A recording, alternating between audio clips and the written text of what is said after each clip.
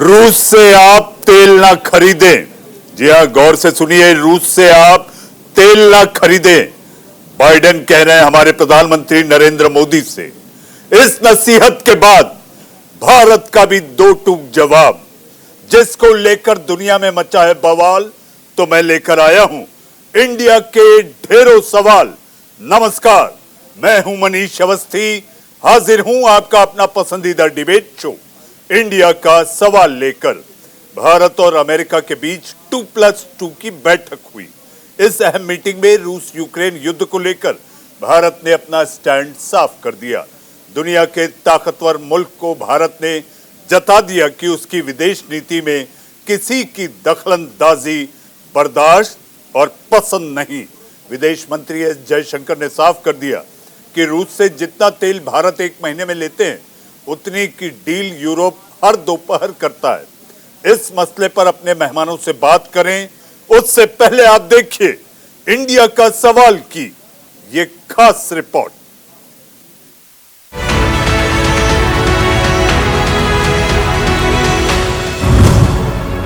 Two plus two में भारत की दो टूक। विदेश नीति में दखलंदाजी मंजूर नहीं। प्रधानमंत्री मोदी और अमेरिकी राष्ट्रपति जो बाइडेन के बीच वर्चुअल मीटिंग हुई। इसमें वैश्विक संकट, कोविड पैंडेमिक और क्लाइमेट क्राइसिस पर चिंता जाहिर की। मीटिंग में पीएम मोदी ने रूस यूक्रेन जंग पर चर्चा करते हुए बूचा नरसंहार पर चिंता जाहिर की और इसके साथ ही अमेरिका को साफ संकेत दे दिया कि रूस यूक्रेन जंग को खत्म करना है तो रूसी राष्ट्रपति पुतिन और यूक्रेन के राष्ट्रपति जेलेंस्की से सीधी बात करें। यानी कि एक तरफ से पीएम मोदी ने साफ साफ बता दिया कि शांति के लिए अमेरिका का पूरे विवाद से दूर रहना बहुत जरूरी है। अमेरिकी राष्ट्रपति से वर्चुअल मीटिंग के बाद दोनों देशों में 2+2 चर्चा हुई। रक्षा मंत्री राजनाथ सिंह ने 2+2 के बाद जानकारी साझा करते हुए ट्वीट करके जानकारी दी। उन्होंने बताया, वाशिंगटन डीसी में 2+2 मंत्री स्तरीय बैठक में बहुत सार्थक और गहन चर्चा हुई। बैठक के दौरान हमने अपने पड़ोस और हिंद महासागर क्षेत्र की स्थिति के बारे में अपने आकलन साझा किए। भारत अमेरिका रक्षा सहयोग को और बढ़ाने और मजबूती देने के लिए काम किया जा रहा है। बैठक के बीच सामरिक रक्षा जुड़ाव को मजबूत करने में अहम है और हमें पारस्परिक हित के क्षेत्रों में साथ काम करने में सक्षम बनाएगी। हमारा सहयोग शांति और सुरक्षा बनाए रखने और वैश्विक आम लोगों तक मुफ्त सुनिश्चित करने के लिए महत्वपूर्ण होगा। रक्षा मंत्री राजनाथ सिंह ने 2+2 मीटिंग का पूरा ब्यौरा ट्वीट के जरिए पेश किया। रक्षा मंत्री के बाद विदेश मंत्री एस जयशंकर ने भी एक ट्वीट किया जिसमें लिखा, एक उपयोगी 2+2 मंत्री स्तरीय बैठक का समापन हुआ। समकालीन चुनौतियों और मुद्दों पर खुले और रचनात्मक तरीके से चर्चा हुई। संकल्प लिया कि हमारी रणनीतिक साझेदारी बढ़ती रहेगी और विश्व मामलों की दिशा को आकार देने में बड़ी भूमिका निभाएगी। मोदी बाइडेन मुलाकात में क्या हुई बात? 2+2 से पहले दोनों नेताओं में वर्चुअल मीटिंग हुई। मीटिंग भले वर्चुअल थी, लेकिन पीएम मोदी और अमेरिकी राष्ट्रपति में बातचीत पूरे जोश से हुई। इस दौरान बाइडेन ने पीएम नरेंद्र मोदी से यूक्रेन पर हमले की वजह से रूस पर लगाए गए आर्थिक प्रतिबंधों के बीच रूस से तेल और गैस न खरीदने की बात दोहराई। उन्होंने कहा कि रूस से तेल खरीद में तेजी लाना भारत के हित में नहीं है। अमेरिकी प्रेसिडेंट ने अमेरिका से हथियार लेने का प्रस्ताव भी रखा। रूस से तेल आयात करने के बारे में जो टिप्पणी आई या जिस तरह प्रेस कॉन्फ्रेंस में क्वेश्चंस हुए, उसमें हमारे विदेश मंत्री डॉक्टर एस जयशंकर ने बड़ा सटीक जवाब दिया है। एक तो ये इनकी दोहरी राजनीति है।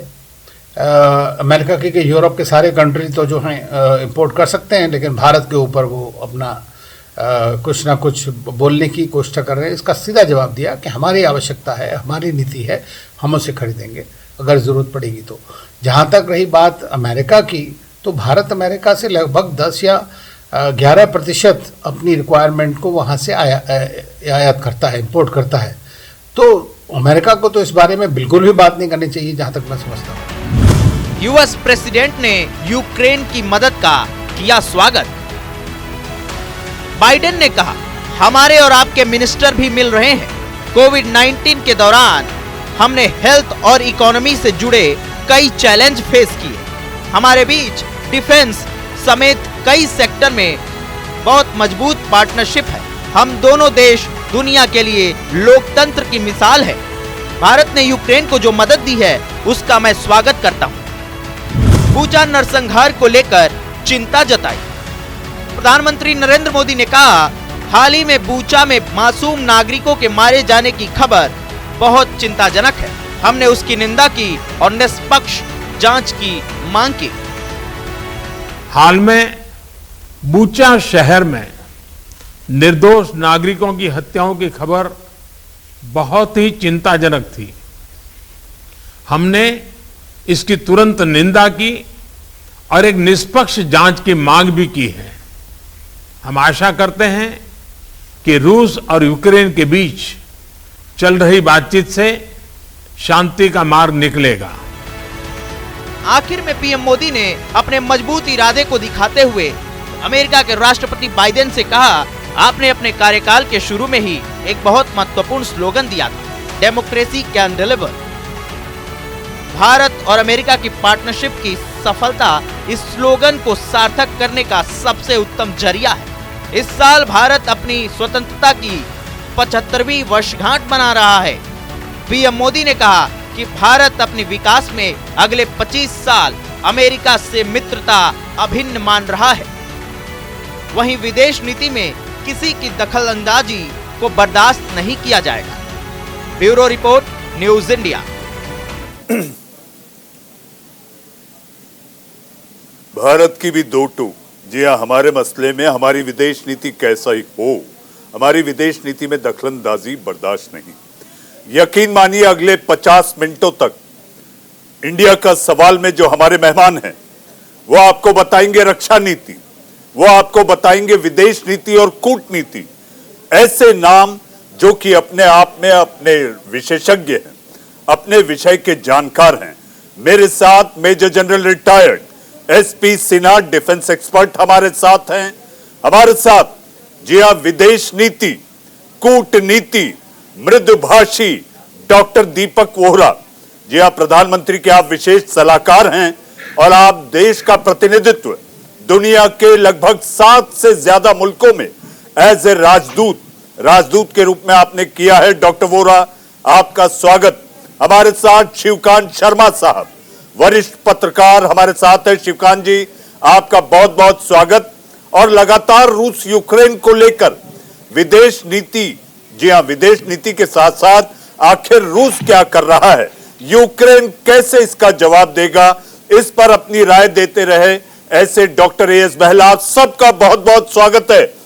डॉक्टर वोहरा, आप खुद अमेरिका में रहे हैं, विदेश नीति, कूटनीति आप बेहतर जानते हैं। बाइडेन का ऐसे नाजुक दौर में प्रधानमंत्री को यह कहना कि आप वहां से ना तेल खरीदें ना गैस खरीदें और उसके साथ धीरे से एक सप्लीमेंट्री लगा देते हैं, हथियार खरीदना हो तो हम है ना। आभारी हूं आपका, जब भी आप मौका देते हैं आपके कार्यक्रम में शरीक होने का, तो बहुत कुछ सीखता हूं आपसे भी और जो बाकी आपके विशेषज्ञ हैं। 2-3 चीजें अमेरिका के बारे में, और मेरा ख्याल मेरे जो यहाँ पे सहयोगी हैं वो सहमत होंगे। एक, उनकी 3 माइंडसेट है, 3 चीजें हैं। एक जो जिसको हम कहते हैं माई वे और द हाईवे, यानी जो मैं कह रहा हूं वो मान लीजिएगा, नहीं तो दूसरा, अमेरिका नंबर 2 नहीं हो सकता। सर, आप देखेंगे दुनिया भर में उनका इंटरनेशनल कॉलिंग कोड भी नंबर 1 है, वो हमेशा नंबर 1 होना चाहते हैं। और तीसरी चीज, आप अमेरिका के लीडरशिप के बारे में देखेंगे कि अमेरिका की जो दर्द बर्दाश्त करने की सीमा है वो बहुत कम है, वो दर्द को बर्दाश्त नहीं कर सकते, कैपेसिटी टू अब्सॉर्ब पेन जो हम लोगों में है। अब ये कहने के बाद मैं आपसे कहना चाहता हूं कि ये जो कहा उन्होंने कि ये जो बुजुर्गवार हैं वहां पे जो अपने आप को रैम्बो समझते हैं, उन्होंने कहा कि अगर आप रूस से ऊर्जा का सामान खरीदेंगे तो ये आपके हक में नहीं है और जो यूक्रेन में जंग हो रहा है वो बढ़ता जाएगा। यानी अब हमारी गलती है कि यूक्रेन में जंग हो रहा है। यानी अगर हम रूस से खरीदना बंद कर दें तो फिर विश्व में तो बिल्कुल शांति आ जाएगी। सुभान अल्लाह, क्या बात है। एक मिसाल के तौर पर सर सोच लीजिए कि हम भी गाली गलौज पे आ जाते हैं, रूस पे प्रतिबंध लगाते हैं, उनसे संपर्क तोड़ देते हैं, तो महामारी तो मारी जाएगी, ग्लोबल इकोनॉमिक रिकवरी तेज हो जाएगी, यूक्रेन बच जाएगा, चीन बर्बाद हो जाएगा, क्लाइमेट चेंज रिवर्स हो जाएगा, आतंकवाद खत्म हो जाएगा, ऑयल की और खाद्य पदार्थों की कीमतें कम हो जाएंगी। अरे वाह रे जो बाइडेन, कौन सी दुनिया में रहने वाले हो। आपको सही जवाब दिया है प्रधानमंत्री ने और हमारे विदेश मंत्री ने। फिर एक चीज और, अमेरिकी ऑफिशियल्स ने कहते हैं कि बाइडेन साहब ने पीएम साहब से कहा कि अगर आप जो रूस की आपकी नीति है आप उसको फॉलो करते रहे तो विश्व में आपकी छवि नहीं बढ़ेगी। अरे वाह, आप कब से विश्व के स्पोक्समैन हो गए? किसने आपको ये आदेश दिया है, किसने ये अधिकार दिया है? और एक फाइनल चीज सर, विकीलीक्स, मनीष भाई आप जानते हैं ना क्या है सर, जब उन्होंने बहुत से ये दस्तावेज सीक्रेट छापे थे, तो मैं सब अपने जो मित्र हैं उनको कहना चाहता हूँ, वो ये विकीलीक्स से जो डॉक्यूमेंट्स लीक किए थे उनमें लिखा हुआ था कि अमेरिकन एम्बेसी चाहे फ्रांस में हो, चाहे भारत में हो, चाहे पाकिस्तान में, चाहे चाइना में, वहां की लीडरशिप के बारे में क्या सोचते हैं, वो डॉक्यूमेंट्स लीक हो गए थे। तो मैं कहीं राजदूत था, अमेरिकी राजदूत मेरे पास आए, बोले एम्बेसडर वेरी सॉरी कि हम लोगों ये पब्लिश हो गए, हमारी असेसमेंट आपकी लीडरशिप के बारे में, बुरा ना मानिए। मैंने कहा महामहिम, अगर आप पढ़ेंगे ना हम आपके बारे में क्या सोचते हैं तो फिर मैं माफी मांगूंगा आपसे, आप इस चीज में परेशान ना हो। तो ये मुझे कहना था सर, हम लोगों ने डट के उनका मुकाबला किया है। धरती काफी जरूर है, धरती फटी नहीं है। अब अमेरिका को स्वीकार करना है, वो हाइपर पावर के दिन खत्म हो गए हैं। भारत जैसे बहुत से देश हैं जो खड़े होकर आंख में आंख मिला के कहते हैं कि हम वही करेंगे, हम नॉन अलाइन नहीं है, हम सेल्फ अलाइन। बहुत बहुत धन्यवाद डॉक्टर वोरा। आपने, जैसा कि मैंने दर्शकों आपसे पहले कहा था, डॉक्टर दीपक वोरा, उनके बोलने की शैली और अंदाज और उनकी जानकारी यानी कि विशेषज्ञ के रूप में कि विदेश मामलों का जानकार अगर है तो पूरी प्रभुत्व के साथ अपनी बात रखते हैं। हमारे साथ जनरल सिन्हा है। डॉक्टर वोरा, जब आप कह रहे थे तो जनरल साहब भी आमतौर पर जब डिबेट में आते हैं तो मैंने हमेशा उनको देखा है कि वो बड़े तनाव में रहते हैं, बिल्कुल अटैकिंग मूड में। लेकिन आज जनरल सिन्हा जब आप कह रहे थे तो मुस्कुरा रहे थे, बड़े मजे ले रहे थे। जनरल साहब हमारे रक्षा मंत्री इस समय अमेरिका में हैं, उनकी भी वहां पर बैठकों के दौर चल रहे हैं। इस बीच बाइडेन का हमारे अपने प्रधानमंत्री को वर्चुअल मीटिंग में ये कहना कि आप क्या करें क्या ना करें, तेल खरीदे ना खरीदें, गैस खरीदे ना खरीदें, और उसके साथ साथ धीरे से एक पुछल्ला लगा देते हैं, कहते हैं हथियार का बाजार तो हमारे पास है, हमसे लीजिए। पहली बात तो मनीष भाई ये है कि घर कैसे चलेगा वो घर का मुखिया फैसला करेगा, घर का पड़ोसी नहीं बताएगा कि घर कैसे चलना है। हिंदुस्तान हमारी माता, ये हमारा घर है, ये घर कैसे चलेगा ये हिंदुस्तान का मुखिया फैसला करेगा, अमेरिका और बाकी देश फैसला नहीं करेंगे। हम स्वावलंबी हैं, ये पुराना हिंदुस्तान नहीं है, नया हिंदुस्तान है जहां अस्मिता और राज सम्मान जो है वो गूंज रही है विश्वमंडल में, और वो आवाज सबको सुनाई दे रही है। जो जिसको नहीं सुनाई दे रही है वो बहरे हो गए हैं, पहली बात। दूसरी बात जो मैं कहना चाहता हूं कि अमेरिका का दो मुहा चेहरा है। अमेरिका, मेरा अपना अनुमान है कि सोच है कि जॉन एफ कैनेडी के बाद अमेरिका, हिंदुस्तान का कोई हितैषी नहीं रहा है। अमेरिका में MIC, मिलिट्री इंडस्ट्रियल कॉम्प्लेक्स, इतना स्ट्रांग है कि मेरी सोच है कि MIC चलाता है प्रेसिडेंसी को, प्रेसिडेंट अमेरिका को नहीं चलाता। MIC को मैं गिद्ध की तरह देखता हूँ, गिद्ध लाश को देख के बड़ा खुश होता है। MIC को जहाँ धंधा नजर आता है वहाँ वो बहुत खुश होता है कि अब मेरा मिलिट्री इक्विपमेंट बिक्री होगा, और वो चाहता है कि विश्व अशांत रहे, वैसे ही जैसे गिद्ध चाहता है कि लोगों की मृत्यु हो। बिना मृत्यु के गिद्ध का क्या काम। तो ये जो MIC है वो इतना खतरनाक सोच रखने वाला है। जॉन एफ कैनेडी को किसने मारा? MI6 ने मारा। सोचिए, प्रेसिडेंट ऑफ अमेरिका, विश्व का सुपर पावर नंबर 1 को मारा गया, वो मार दिया MI6 ने, और सब इंक्वायरी हशप कर दी गई। वोरा साहब को पता होगा ये बात। तो तीसरी बात कि अमेरिका कहता है कि आप यदि तेल खरीदोगे तो आप 24 मार्च को उनका जो एम्बेसडर हिंदुस्तान में कुछ और कहते हैं, और 21-22 मार्च को बाइडेन कहते हैं कि हिंदुस्तान एक शकी पार्टनर है क्वाड का, और 24 मार्च को उन्हीं के एम्बेसडर हिंदुस्तान में कहते हैं कि नहीं, वो रिलायबल पार्टनर हैं, इंपॉर्टेंट पार्टनर हैं। भैया एक तो फैसला कर लो, हम शकी पार्टनर हैं कि रिलायबल पार्टनर हैं? हम दोनों तो नहीं हो सकते, हम काले नहीं हो सकते, गोरे नहीं हो सकते। फैसला तो कर लो मेरे भाई, तुम्हारे ही दोनों के बीच में गैप है। तीसरी बात जो मैं कहना चाहता हूं कि अमेरिका कहता है कि हिंदुस्तान तुम तेल मत खरीदो, और खुद 7 दिन के बाद 23% हाइक किया है अमेरिका ने अपने ऑयल इंपोर्ट में रूस से। ये क्या स्टैंडर्ड है? मतलब हम लोग के गांव में कहा जाता था कि पंडित जी की पत्नी ने कहा कि धर्मपत्नी जी आपने वो बैगन नहीं बनाया, तो बोला पंडित जी आप ही तो लेक्चर देते हैं कि सावन में बैगन नहीं खाते। तो बोला कि वो तो मैं दूसरों के लिए लेक्चर देता हूं, यदि वो खाएंगे तो तुम्हें बैगन कैसे मिलेगा? तो ये जो डबल स्टैंडर्ड है ना, ये नहीं चलेगा कि हम तो बैगन खाएंगे तुम नहीं खा सकते, ये नहीं चलेगा। एक और बिंदु मैं कहना चाहता हूं कि पहले हम रूस से डिपेंडेंट थे। 68% हमारा इंपोर्ट कंटेंट था हथियार का रूस से। कई कारण हैं, बहुत कारण, डिप्लोमेसी के कारण मैं मुंह नहीं खोलूंगा, मुझे सब पता है क्यों हम लेते थे, लेकिन मुंह नहीं खोलूंगा, नहीं तो ठीक नहीं रहेगा, अच्छा नहीं, राष्ट्र हित में नहीं है, तो मुंह नहीं खोलूंगा।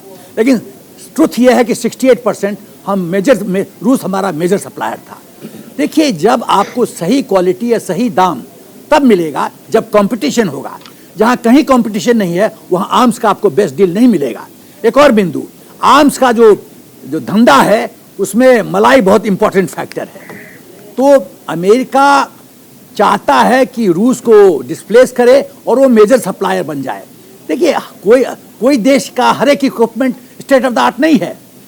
रूस का S-400 क्लास है, ब्रह्मोस मिसाइल क्लास है, एयर डिफेंस सिस्टम क्लास है। जल साहब, आप ये कह रहे हैं कि धंधा, हथियार का धंधा अमेरिका को लगता है कि इस समय मंदा है, इसलिए अमेरिका ये चाहता है कि दुनिया का सबसे बड़ा बाजार, जी हाँ, सबसे बड़ा बाजार अगर कहीं है तो चीन के बाद वो केवल हमारा हिंदुस्तान है, और उसी पर वो अटैक करना चाहता है। जनरल साहब, आऊंगा। हमारे साथ 2 और मेहमान हैं। हमारे साथ शिवकांत शर्मा साहब लंदन से खास तौर पर हमारे साथ जुड़े हैं, वरिष्ठ पत्रकार हैं। शर्मा साहब, आपका स्वागत है। लंदन से क्या खबर शर्मा साहब? भारत यानी कि प्रधानमंत्री नरेंद्र मोदी और बाइडेन की वर्चुअल मुलाकात को लेकर वहां पर किस तरह की खबरें हैं? देखिए, लंदन में जो भी हुआ बातचीत के दौरान उसकी अपेक्षा थी, कोई नई बात नहीं है। यहाँ के अखबार भी और यहाँ के विशेषज्ञ भी और यहाँ की सरकार भी ये जानती थी कि भारत से यही जवाब मिलेगा। हंसी मजाक की बात अपनी जगह है, लेकिन असल बात ये भी है कि अमेरिका ने ये नहीं कहा था कि आप तेल मत खरीदो। अमेरिका ने ये कहा था कि तेल के खरीदने की रफ्तार मत बढ़ाओ, क्योंकि उनको ये अंदेशा होने लगा था जैसे मतलब सस्ता तेल है, इस वजह से हम तो 2% के आसपास भारत तेल खरीदता है, उससे ज्यादा नहीं खरीदता, उससे 5 गुना तेल तो अमेरिका से खरीद रहा। तो इसकी चिंता नहीं, चिंता ये है कि सस्ता तेल, क्योंकि आर्थिक दबाव जो जो रूस के ऊपर पड़ेगा, रूस को सस्ता तेल बेचना पड़ेगा, तो ऐसा लग रहा है उनको कि ये जो सस्ता तेल मिलेगा, भारत कहीं ऐसा ना हो कि 2% से बढ़ा के 10%, 20% कर दे, क्योंकि ये इस वक्त आर्थिक जंग, अमेरिका और नेटो की तरफ से जो लड़ाई हो रही है वो सीधे तो हो नहीं रही, वो आर्थिक जंग कर रहे हैं, और रूस जो है उसकी तरफ से सैनिक जंग लड़ी जा रही है। और ये केवल यूक्रेन को लेकर के ही बात नहीं हो रही, ये आर्थिक जंग अब शीत युद्ध का रूप लेती जा रही है, और ये अब मुझे दिखाई दे रहा है ये पाकिस्तान, ईरान और पूरे के पूरे जो खाड़ी देश हैं वहां भी अब ये जंग शुरू होने वाली। इसकी वजह बताता हूँ बहुत संक्षेप में कि आपने सुना होगा सऊदी अरब ने बीच में बाइडेन साहब ने फोन किया था, हालांकि इसकी कोई पुष्टि नहीं हुई है, और उन्होंने या तो फोन उठाने में देरी की या फोन नहीं उठाया, वो अलग बात है। लेकिन इसके पीछे जो तत्व की बात है वो ये है कि अब अमेरिका सऊदी अरब का तेल का ग्राहक नहीं है। अमेरिका को तेल नहीं चाहिए वहां से, नहीं खाड़ी से गैस चाहिए, क्योंकि अमेरिका इसमें आत्मनिर्भर हो गया है। तो सारा का सबसे बड़ा जो ग्राहक है सऊदी अरब का और खाड़ी देशों का वो चीन है। तो उनकी नजर अब चीन की तरफ से है। तो धीरे धीरे ये होता जा रहा है कि ये सारे देश जिनका मैंने अभी नाम दिया, अमेरिका को ये खतरा लग रहा है कि ये एक अलग ब्लॉक बनेगा। अगर आर्थिक लड़ाई हुई तो वो चीन के नेतृत्व का ब्लॉक होगा और हम दूसरी तरफ होंगे। तो वो हर सूरत में ये चाहते हैं, चीन का खतरा भी दिखाएंगे और तमाम चीजें दिखाएंगे, भविष्य की बातें करेंगे। वो ये चाहते हैं कि भारत इस शीत युद्ध में, जो कि आर्थिक शीत युद्ध शुरू हो रहा है, इसमें अमेरिका की तरफ रहे। अब तो अमेरिका जो है वो एक व्यापारिक देश है, तो कोई भी व्यापारिक देश अपना फायदा तो चाहता है, उसमें उनका फायदा है। लेकिन एक अच्छी बात जो मुझे इस बातचीत में, जो एक अच्छा नुक्ता जो मुझे दिखाई दिया, वो भारत ने साफ कहा कि ठीक है, हम आपसे हथियार भी ले लेंगे, लेकिन हमारी जो खरीदने की जो क्षमता है वो आपको किफायत से देने पड़ेंगे। रूस से हम क्यों ले रहे हैं? क्योंकि वहां हमें किफायती दाम पर सारा का सारा सामान मिल रहा है, पहली बात। जी। दूसरी बात, इन शर्तों पे मिल रहा है कि हम भी उसमें अपनी तरफ से बना सकते हैं। तो अगर आप ये शर्तें मानते हैं तो हम भी जो है आपसे खरीद लेंगे। तो ये जो बात हुई है, ये दिशा, ये बहुत स्पष्ट भारत ने कहा है। इस पर अमेरिका की तरफ से कोई नकारात्मक जवाब नहीं आया है। वहां के रक्षा मंत्री ने भी इसको सुना और ये कहा कि ये सही है, हम इस पे विचार करेंगे। और विचार करने में वो ये समझ गए कि भारत को दबाना या भारत को संकेत के जरिए भी नसीहत देना आसान नहीं। डॉक्टर एएस बहल, डॉक्टर दीपक वोरा, जल सिन्हा, शिवकांत शर्मा जी की बात के बाद अब मेरा सवाल आपसे डॉक्टर बहल, क्या सारी दुनिया रीअलाइनमेंट की ओर बढ़ रही है? शर्मा साहब के मुताबिक जो उन्होंने एक चीन ब्लॉक की बात की, आप रूस यूक्रेन को लेकर लगातार मारियोपोल, डोनेट्स्क और ये सारी बातें आप हमको मैप के जरिए समझाते रहे। डॉक्टर बहल, आपको लगता है एक नया रीअलाइनमेंट सारी दुनिया का सामने आने वाला है? देखिए, पहले तो मैं ये कहूंगा कि इतने सारे महानुभावों ने इतनी अच्छी अच्छी बातें करी हैं, मेरे लिए बोलने के लिए बहुत कम रह गया है। लेकिन साथ में मैं ये भी कहना चाहूंगा कि आपकी बात सही है। आपने कुछ चीजें हैं, कुछ बिंदु हैं जो, क्योंकि सब चीजें वो नहीं कवर करना चाहते थे, कुछ मेरे लिए भी छोड़ना चाहते थे, तो मैं वो बिंदुओं पे थोड़ा सा प्रकाश डालने की कोशिश करूंगा। सबसे पहला बिंदु ये है कि ये अमेरिका की तरफ से प्रस्ताव आया था कि राष्ट्र अध्यक्षों की बातचीत पहले हो वर्चुअली, उसके बाद 2+2 एजेंडा किया जाए। यानी कि ये जो आपका दूसरा प्रश्न था और वो जो आपने कहा कि इंटरनेशनल वर्ल्ड ऑर्डर में जो बदलाव आ रहा है, जो हमारे लंदन से इतने बड़े महानुभाव ने भी बताया कि जब से अमेरिका एक डिक्लाइनिंग पावर रहा, उसका वैक्यूम जो छोड़ रहा था इंडो पैसिफिक में या कहीं पे भी, तो उसको चीन भर रहा था। तो अगर आप इनकी नेशनल डिफेंस स्ट्रेटेजी को देखें, अमेरिका की जो लेटेस्ट आई है, और सर मैं आपसे सिर्फ 2 मिनट और चाहूंगा तो ये बोलने दीजिएगा। तो नेशनल डिफेंस स्ट्रेटेजी जो अभी आई है, उसमें उन्होंने रशिया को, रूस को एक थ्रेट कहा है, लेकिन चाइना को, चीन को कॉन्सिक्वेंशियल स्ट्रेटेजिक कॉम्पिटिटर का है। और मैंने इनकी 2018 की जो नेशनल डिफेंस स्ट्रेटेजी है उसको भी काफी डीपली एनालाइज किया था, और उस समय पे ये एम्बेसीज पे भी मेरे एनालिसिस गए थे उनकी नेशनल सिक्योरिटी स्ट्रेटेजी को भी, जो जनवरी 2018 में आई थी, और उनकी नेशनल डिफेंस स्ट्रेटेजी।